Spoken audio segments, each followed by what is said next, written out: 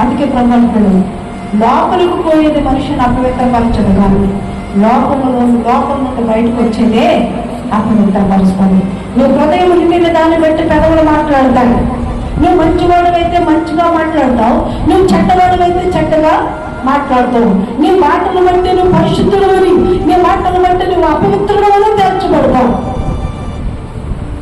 కాబట్టి అన్నిటికంటే ముఖ్యంగా మనం దేని జాగ్రత్తగా చూసుకోవాలి, ఏంటండి?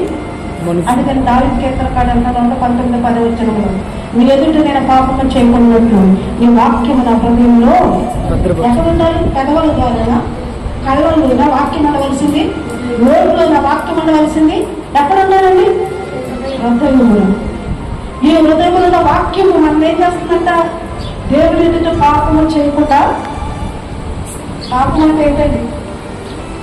పాపం అంటే ఏంటి?